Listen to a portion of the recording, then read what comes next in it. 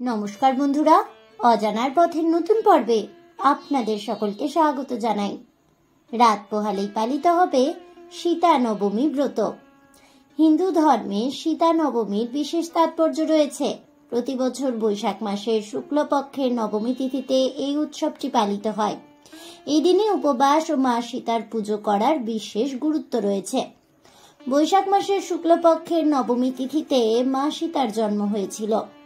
এমতাবস্থায় আসুন জেনে নিই এই বছর অর্থাৎ 2025 সালের বাংলার 1432 সনে এই সীতা নবমী তিথিটি কখন শুরু হচ্ছে, কখনই বা শেষ হচ্ছে, এই দিনে পুজো করার সঠিক নিয়ম কি, এছাড়াও জানবো সীতা নবমী কেন পালিত হয়, এই ব্রতের গুরুত্ব, মাহাত্ম্য, তাৎপর্য, মা সীতার জন্ম কিভাবে হয়েছিল, সীতার জন্ম রহস্য, সীতার জীবন কাহিনী সম্পর্কে।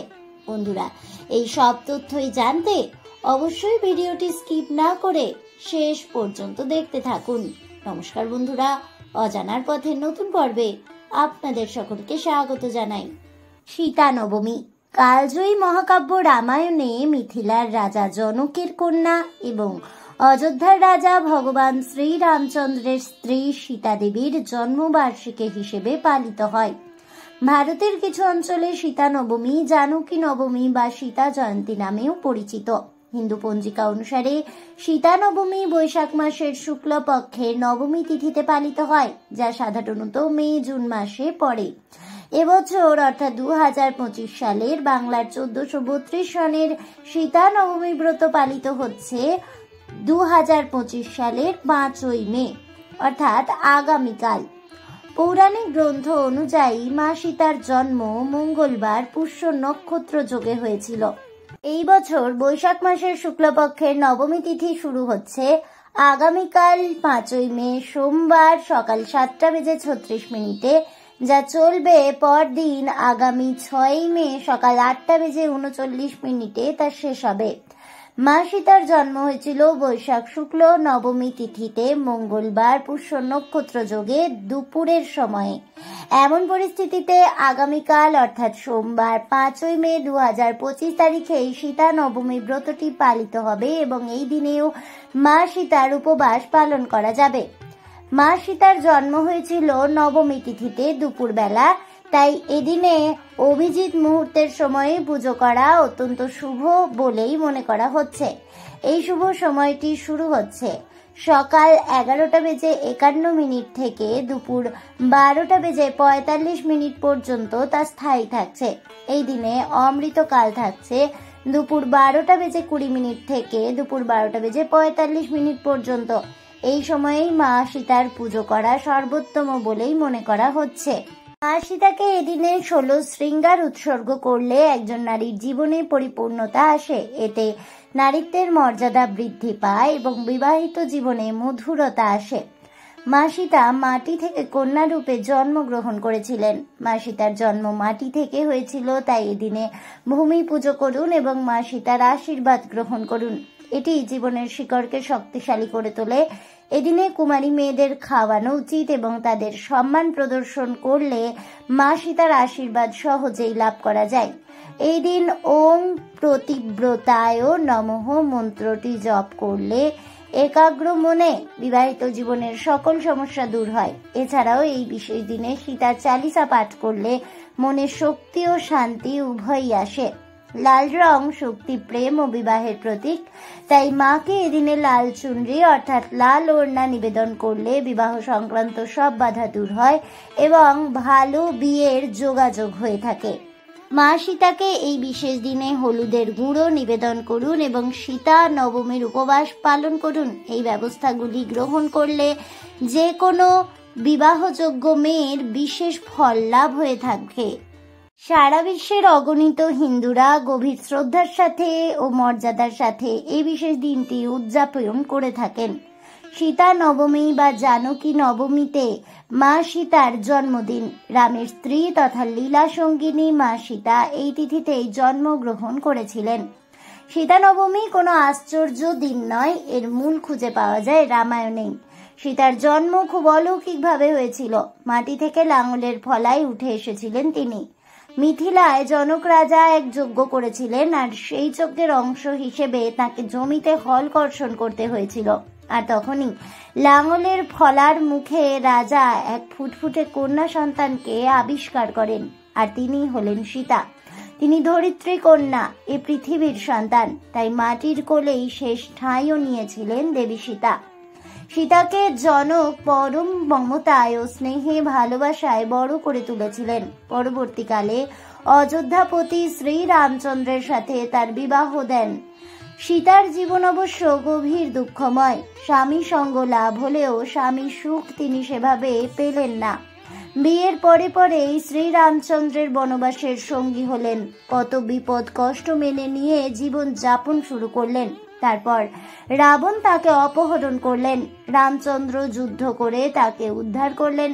তাকে একবার অগ্নি পরীক্ষা দিতে হলো। তারপর অবশ্য কিছুদিন আবারও সুখে দিন যাপন করলেও আবারও প্রজাদের চাপে জীবনে নেমে এলো চরম দুঃখ যন্ত্রণা।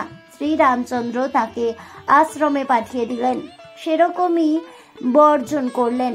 আরো পরে লবকুশের জন্মের পর রামচন্দ্র তাকে আরো একবার অগ্নি পরীক্ষা দিতে বললেন।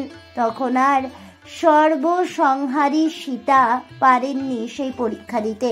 তিনি তার ধরিত্রী মায়ের কাছে প্রার্থনা করেন, মা যেন তাকে তার কোলে তুলে নেন। কিন্তু এরই মধ্যেই রাম সীতা যতটুকু দাম্পত্যের দৃষ্টান্ত স্থাপন করে গিয়েছেন তা সারা দেশের মানুষের মনে দৃষ্টান্ত স্বরূপ। আজও শ্রীরামচন্দ্র মা সীতার জীবনযাপনকেই আদর্শ মানা হয় দেশ জুড়ে। সেই আদর্শকে মাথায় রেখেই সারা দেশে পালন করা হয় সীতা নবমী ব্রত। বিবাহিত মহিলারা এই বিশেষ দিনে সীতা নবমী ব্রত পালন করেন। তারা এদিনে মা সীতার পুজো করেন, আরাধনা করেন এবং নিজেদের জীবনে মা সীতার আশীর্বাদ চান এবং প্রার্থনা করেন তারা যেন মা সীতার মতোই লক্ষ্মী রূপা হয়ে সংসার সামলাতে পারেন। দেবী সীতার শুদ্ধতা, সহনশীলতা ও ভক্তির প্রতীক। তার পূজার মাধ্যমে আত্মার শুদ্ধি হয়, জীবনে দৃঢ়তা ও ধর্মনিষ্ঠা আসে। সীতার জীবন দর্শন থেকে স্পষ্ট হয় যে তিনি ন্যায় ও সহিষ্ণুতার পথে ছিলেন। জীবনের বহু কষ্ট তিনি হাসি মুখে সহ্য করেছেন, যা সকলের জন্য অনুপ্রেরণা যোগায়। সীতা নবমীর পুজো বিধি। এদিন ভোরবেলা উঠে পবিত্র স্নান করে দেবী সীতার পুজোয় বসা উচিত। ইচ্ছা করলে সারাদিন উপবাস রাখা চলবে অথবা সাত্ত্বিক আহার গ্রহণ করা যায়। এদিনে দেবীর পায়ে লাল ফুল, ফল, প্রসাদ অর্পণ করা অত্যন্ত শুভ। এই বিশেষ দিনে রামায়ণ পাঠ বা মা সীতার জীবনের কাহিনী পাঠ করা শ্রেয়। সীতা চালিসা পাঠ করা উচিত। দরিদ্র প্রয়োজনে সাহায্য করা এবং দান করা, এটি করলে দেবী সীতাকে তুষ্ট করে। হিন্দু ধর্ম অনুসারে মা লক্ষ্মী সীতারূপে জন্মগ্রহণ করেছিলেন কারণ তিনি ছিলেন শ্রীরামের সহধর্মিণী এবং ধন সম্পদ, সৌভাগ্য ও সৌন্দর্যের দেবী। রামায়ণের প্রেক্ষাপটে সীতাকে বিষ্ণুর অবতার, শ্রীরামের পত্নী ও দেবী লক্ষ্মীর অবতার হিসেবে গণ্য করা হয়। অন্যভাবে বলা যায়, রামায়ণের মূল গল্পে সীতা হলেন বিষ্ণুর অবতার শ্রীরামের স্ত্রী এবং তিনি ছিলেন দেবী লক্ষ্মীর রূপ। এই কারণেই সীতাকে দেবী লক্ষ্মীর অবতার হিসেবে বিবেচনা করা হয়েছে। সীতার জন্ম হয়েছিল এক বিশেষ ঘটনার সাথে। পৌরাণিক কাহিনী অনুসারে রাজার রাজ্য চাষ করার সময় লাঙলের আঘাতে ভূমি বিদীর্ণ করে সীতার জন্ম হয়েছিল। এই ঘটনাটি প্রমাণ করে যে সীতা ছিলেন দেবী লক্ষ্মীর বিশেষ অবতার। এছাড়াও সীতা তার সাহস, আত্মত্যাগ ও ভালোবাসার জন্য বিখ্যাত ছিলেন। এই গুণাবলীও তাকে দেবী লক্ষ্মীর অবতার হিসেবে প্রমাণ করে। সীতাকে দেবী লক্ষ্মীর অবতার বলা হয়, কিন্তু জানেন কি দেবী লক্ষ্মী কেন ত্রেতা যুগে রামচন্দ্রের পত্নী সীতা রূপে আবির্ভূতা হয়েছিলেন মর্তে? চলুন জেনে নেওয়া যাক সেই পৌরাণিক কাহিনী। দেবী লক্ষ্মীর অভিশাপে মৃত্যু হয়েছিল নাকি লঙ্কাধিপতি রাবণের। আমরা জানি সীতা হরণের অপরাধেই শ্রী রামচন্দ্র বধ করেছিলেন রাবণকে। তার আগে তিনি মহামায়ার শরণও নিয়েছিলেন। এই ঘটনার সঙ্গে লক্ষ্মীর অভিশাপ কিভাবে যুক্ত হলো চলুন জেনে নেওয়া যাক। মা সীতার পূর্বজন্মে আমাদেরকে ফিরে যেতে হবে। জনক দুহিতা জন্মের আগে তিনি ছিলেন কুশধ্বজের কন্যা বেদবতী। মা লক্ষ্মীর অংশেই তার জন্ম হয়, অর্থাৎ বেদবতী ছিলেন মা লক্ষ্মীর প্রথম মর্ত অবতার। একসময় কুশধ্বজ দেবী লক্ষ্মীর কঠোর তপস্যা করেছিলেন। তখন কুশধ্বজের পিতা রথধ্বজের কৃতকর্মের জন্য সর্বশান্ত হয়েছিলেন তারা। মা লক্ষ্মী কুশধ্বজের তপস্যায় তুষ্ট হন এবং তাকে বর দিতে চাইলে কুশধ্বজ তাদের হারানো সম্পত্তি ফিরে পেতে চান। সে প্রার্থনা মঞ্জুর হয়। আরও একটি প্রার্থনা করেন কুশধ্বজ, মা লক্ষ্মীকে চান নিজ কন্যা হিসেবে। সেই প্রার্থনাও মঞ্জুর করেন দেবী লক্ষ্মী। জন্ম হয় বেদবতীর। বেদবতী ছিলেন যেমন সুন্দরী তেমনি প্রজ্ঞাবতী। নারায়ণকে স্বামীরূপে পাওয়ার জন্য তিনি একসময় তপস্যা শুরু করলেন। সেই কঠোর তপস্যায় দেবতাদের মন গলে গেল, কিন্তু তাকে জানানো হলো এই জন্মে তিনি নারায়ণকে পতিরূপে পাবেন না। মর্তেই পরজন্মে ত্রেতা যুগে তার আশা পরিপূর্ণ হবে। দৈববাণীতে একথা শুনেও তপস্যা কোনো মতেই ত্যাগ করলেন না বেদবতী। একদিন তপস্যারত বেদবতীকে দেখে ফেললেন লঙ্কারাজ রাবণ। তিনি কামনা করলেন বেদবতীকে, কিন্তু কোনো কথায় কর্ণপাত করেননি যুবতী বেদবতী। তিনি তার তপস্যায় অবিচল থাকেন। ধৈর্য হারিয়ে উগ্র রাক্ষসরাজ তখন বেদবতীর চুল ধরে আকর্ষণ করেন। এই অপমানে ক্রুদ্ধ হন বেদবতী। অভিশাপ দেন যে এই অপরাধ রাবণ করেছে তার কোনো আর ক্ষমা নেই। এখন তিনি তার প্রাণত্যাগ করছেন। পরজন্মে ত্রেতা যুগে আবারও তিনি ফিরে আসবেন মর্তে, আর তার মৃত্যুর কারণ হবেন। এই বেদবতী জনক রাজার কন্যা মা সীতা, অর্থাৎ মা সীতা হলেন মা লক্ষ্মীরই অংশ। বেদবতী বা দেবী লক্ষ্মীর অভিশাপ তাই বৃথা যায়নি। সীতা হরণের অপরাধেই ভগবান বিষ্ণুর অবতার পুরুষোত্তম শ্রীরামচন্দ্র বধ করেন লঙ্কাধিপতি রাক্ষসরাজ রাবণকে। অদ্ভুত রামায়ণ থেকে জানা যায় সীতা নাকি রাবণ ও মন্দোদরীর কন্যা। তার জন্মের আগে গণকরা জানিয়েছিলেন তিনি নাকি রাবণের ধ্বংসের কারণ হবে, তাই রাবণ তাকে পরিত্যাগ করেন।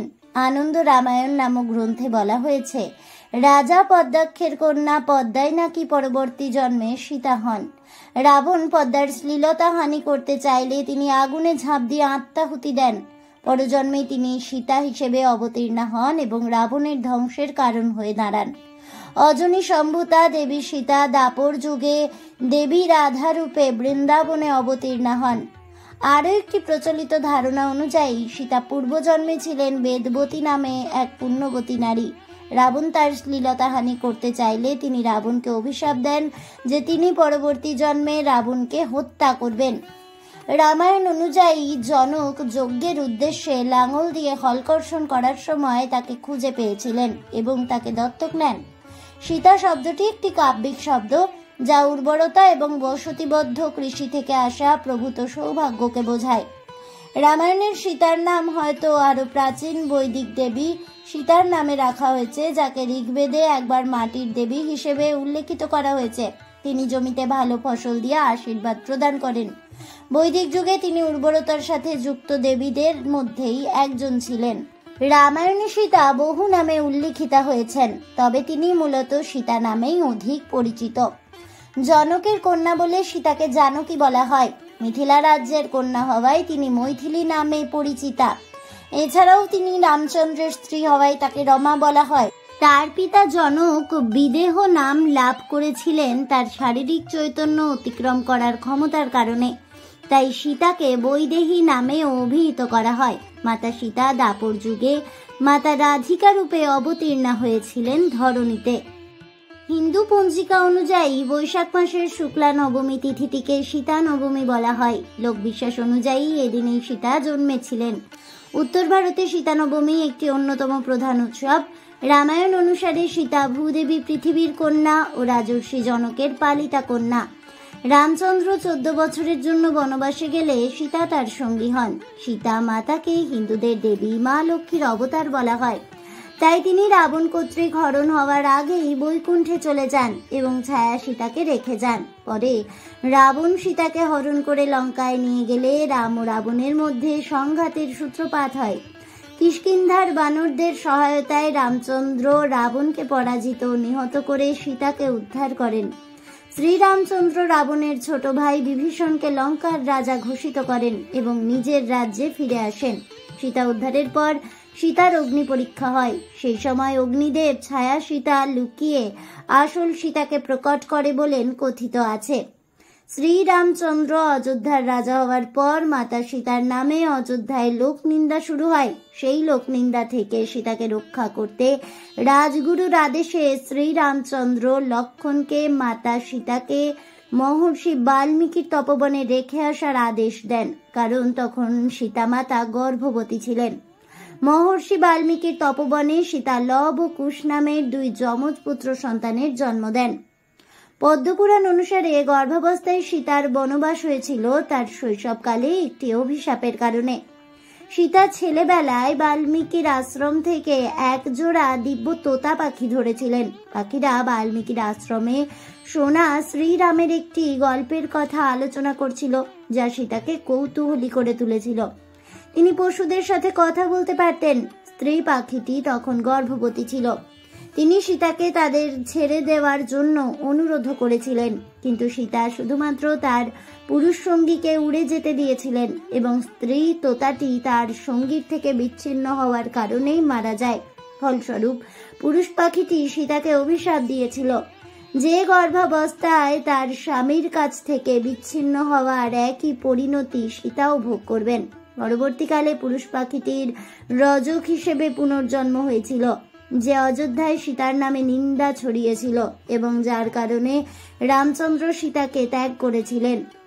গর্গ সংহিতা অনুসারে এই রজক পরবর্তীকালে মথুরায় কংসের রজক হিসেবে জন্ম নেয় এবং শ্রীকৃষ্ণ রজকের পূর্ব কার্য স্মরণ করেই তাকে চপেটাঘাতে বধ করেন। পরে রামচন্দ্র সীতাকে দ্বিতীয়বারও অগ্নি পরীক্ষা দিতে বললে মর্মাহত সীতা জননী পৃথিবীর কোলে আশ্রয় প্রার্থনা করেন। ভূগর্ভ থেকে উত্থিত হয়ে ভূদেবী পৃথিবী সীতাকে নিয়ে পাতালে প্রবেশ করেন। আজ এ পর্যন্তই। জয় মা সীতার জয় হোক, জয় হোক পরম পুরুষোত্তম ভগবান শ্রী রামচন্দ্রের। এই বলে আমার আজকের ভিডিওটি আমি এখানেই শেষ করছি। তাহলে বন্ধুরা, দেবী সীতার জন্ম কাহিনী, তার আত্মত্যাগের কাহিনী এবং মা সীতার জন্ম রহস্য, এছাড়াও সীতা নবমীর দিনের করণীয় কাজ, সীতা নবমী ব্রত কেন পালন করবেন এবং সীতা নবমী তিথি কখন শুরু হচ্ছে, কখনই বা শেষ হচ্ছে, সীতা কার অবতার ছিল, কেন তিনি ত্রেতা যুগে সীতা রূপে জন্মগ্রহণ করেছিলেন, সেসব কাহিনী পূর্ণাঙ্গ বিস্তারিত জানতে পেরে আপনাদের কেমন লাগলো অবশ্যই আমাকে কমেন্টে জানাবেন। ভিডিওটি ভালো লেগে থাকলে লাইক শেয়ার করতে ভুলবেন না। আমার চ্যানেলের নতুন বন্ধু হয়ে থাকলে চ্যানেলটিকে সাবস্ক্রাইব করে দেবেন, পাশে থাকা বেল বাটনটি প্রেস করে রাখবেন নতুন ভিডিওর নোটিফিকেশন পাওয়ার জন্য। দেখা হচ্ছে পরের ভিডিওতে। ততক্ষণ সবাই ভালো থাকুন, সুস্থ থাকুন আর অবশ্যই সঙ্গে থাকুন আর দেখতে থাকুন অজানার পথে।